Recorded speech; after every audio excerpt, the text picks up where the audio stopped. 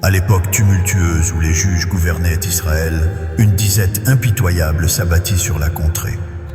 Un homme originaire de Bethléem en Judée entreprit le voyage vers les terres moabites, accompagné de son épouse et de ses 2 fils, espérant y trouver refuge et subsistance. Cet homme se nommait Elimelech, son épouse portait le nom de Naomi, et leurs 2 fils s'appelaient Machlon et Kiljon. Ils appartenaient à la noble lignée des Éphratiens de Bethléem en Judée. Parvenus au territoire de Moab, ils y établirent leur résidence.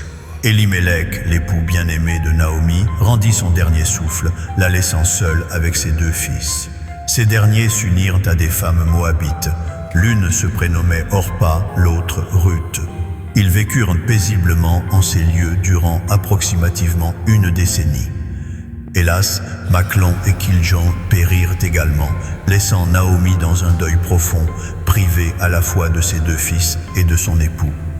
Alors elle se détermina à quitter le pays de Moab, accompagnée de ses belles-filles, car elle avait appris que Yahweh avait manifesté sa bienveillance envers son peuple en lui accordant l'abondance des moissons.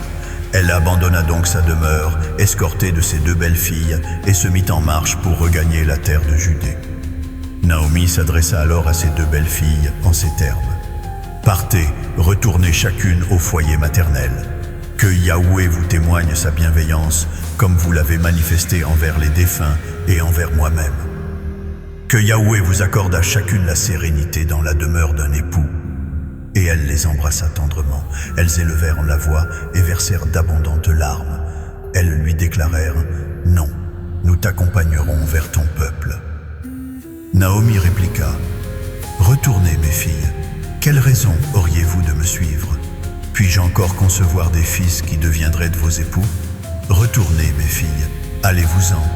Je suis trop avancé en âge pour contracter une nouvelle union. Et quand bien même je nourrirais quelque espoir, quand bien même cette nuit même je m'unirais à un époux et enfanterais des fils, attendriez-vous qu'ils parviennent à maturité? Vous priveriez-vous de mariage pour cette raison? Non, mes filles, car votre sort m'afflige profondément, voyant que la main de Yahweh s'est appesantie sur moi. » Elles élevèrent de Réchef la voix et pleurèrent amèrement.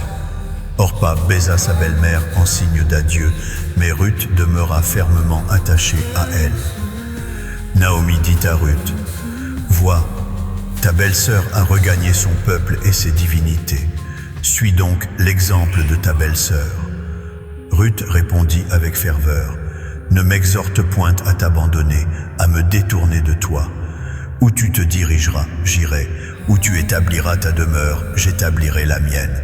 Ton peuple sera mon peuple, et ton Dieu sera mon Dieu.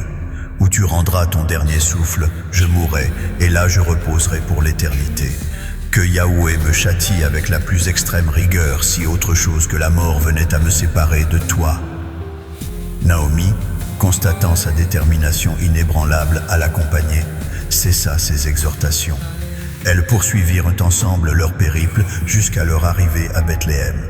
Lorsqu'elles franchirent les portes de Bethléem, toute la cité fut émue par leur présence, et les femmes s'exclamaient « Est-ce bien là Naomi ?» Elle leur répondit « Ne me nommez plus Naomi, appelez-moi plutôt Mara, car le Tout-Puissant m'a abreuvé d'amertume. Je suis parti dans l'opulence, et Yahweh me ramène dans le dénuement. Pourquoi m'appelleriez-vous Naomi, alors que Yahweh a témoigné contre moi, et que le Tout-Puissant m'a accablé d'affliction? » Ainsi revint du pays de Moab Naomi et sa belle-fille Ruth la Moabite. Elles atteignirent Bethléem au commencement de la moisson des orges.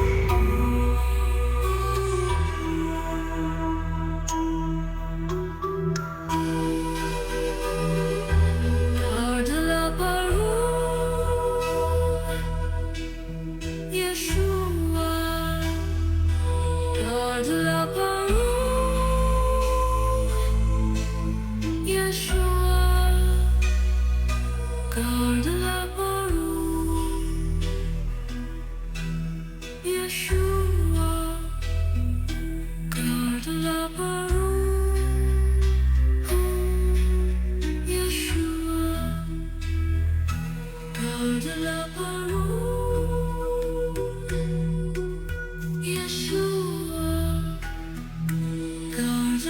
Oh,